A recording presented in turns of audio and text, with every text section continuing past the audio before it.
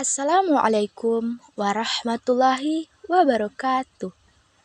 Saya Anissa Robsanjani Nasution, NIM 0142222112. Saya akan menjelaskan tentang Sumpah Palapa, Sumpah Pemuda, dan kisah Ashabul Kahfi. Dimulai dari Sumpah Palapa. Sumpah Palapa adalah suatu pernyataan atau sumpah yang dikemukakan Gajah Mada pada upacara pengangkatannya menjadi Pati Amangkubumi Majapahit pada tahun 1336 Masehi. Gajah Mada merupakan seorang panglima perang dan tokoh yang sangat berpengaruh pada zaman kerajaan Majapahit.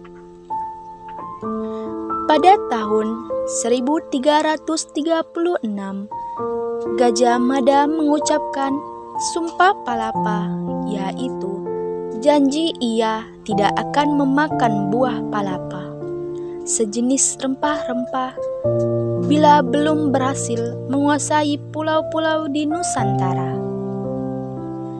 Pada saat pengangkatan, Gajah Mada mengucapkan Sumpah Amukti Palapa yang berbunyi, Lamun huwus kala Nusantara isun amukti palapa, lamun kala gurun, ring seram, Tanjung Pura, ring haru, ring pahang, dompo, ring Bali, Sunda, Palembang, tumasik, samana isun amukti palapa. Artinya, setelah tunduk Nusantara, aku akan beristirahat. Setelah tunduk gurun, seram, Tanjung Pura, haru, pahang, dompo, Bali, Sunda, Palembang, tumasik, barulah aku beristirahat. Saya akan membacakan Sumpah Pemuda. Pemuda Indonesia, 28 Oktober 1928. Dengan ini bersaksi, kami, putra dan putri Indonesia, mengaku bertumpah darah yang satu, tanah air Indonesia. Kami, putra dan putri Indonesia, mengaku berbangsa yang satu, bangsa Indonesia. Kami, putra dan putri Indonesia, menjunjung tinggi bahasa persatuan, bahasa Indonesia.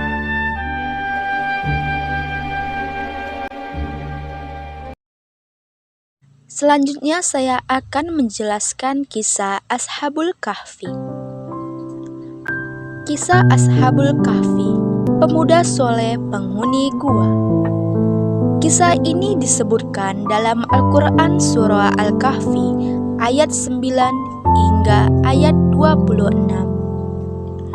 Dalam kisah ini terdapat ujian keimanan dan pembuktian hari kiamat bahwa sesuatu yang sudah mati akan dihidupkan lagi oleh Allah pada waktu yang telah ditentukan.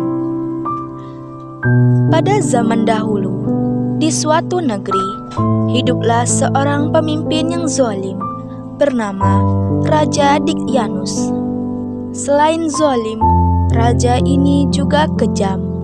Sang raja memerintahkan rakyatnya untuk menyembah berhala. Apabila ada yang menolak, mereka akan dibunuh. Di tengah-tengah masyarakat, ada sekelompok orang yang tidak suka dengan kepemimpinan Raja Dikyanus. Mereka adalah 7 orang pemuda yang soleh. Para pemuda itu hanya beriman kepada Tuhan Yang Maha Esa, Allah Subhanahu wa Ta'ala. Salah satu di antara pemuda itu memberikan usulan kepada yang lain bahwa mereka lebih baik pergi dari negeri itu. Keesokan harinya, 7 pemuda soleh meninggalkan negerinya dengan semangat. Pemuda-pemuda ini yakin bahwa meninggalkan adalah petunjuk dari Allah agar selamat dari kezaliman raja. Setelah berjalan jauh, sampailah di depan sebuah gua yang cukup besar dengan dinding yang tampak tua.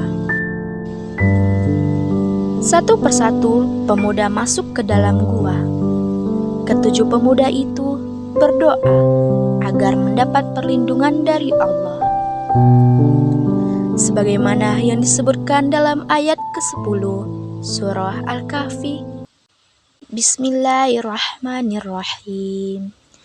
Iz awal fityatu ilal kahfi faqalu Rabbana atina min ladunka rahmah Rabbana atina min ladunka rahmatan wa hayyi lana min amrina rasyada. Yang artinya, ingatlah ketika pemuda-pemuda itu berlindung ke dalam gua, lalu mereka berdoa, "Ya Tuhan kami, berikanlah rahmat kepada kami dari sisi-Mu, dan sempurnakanlah petunjuk yang lurus bagi kami dalam urusan kami." Ketika para pemuda itu beristirahat, Allah menunjukkan kekuasaannya dengan membuat mereka tertidur selama 309 tahun. Seperti yang disebutkan dalam surah Al-Kahfi ayat ke-25. Bismillahirrahmanirrahim. Walabithu fi kahfihim salasami'atin sinina wazdadu tis'a. Yang artinya, dan mereka tinggal dalam gua selama 300 tahun dan ditambah 9 tahun. Dari kisah ini, Allah Subhanahu wa Ta'ala memberikan beberapa pelajaran. Di antaranya, pertama, kita harus berani mempertahankan keimanan walaupun nyawa menjadi taruhannya. Kedua, Allah akan menyelamatkan orang-orang yang memperjuangkan keimanannya. Dan yang ketiga, hendaknya kita tidak mengingkari adanya hari kiamat. Semoga kisah ini menambah keimanan kita kepada Allah Subhanahu wa Ta'ala. Wallahu a'lam. Sekian dari saya. Wassalamualaikum warahmatullahi wabarakatuh.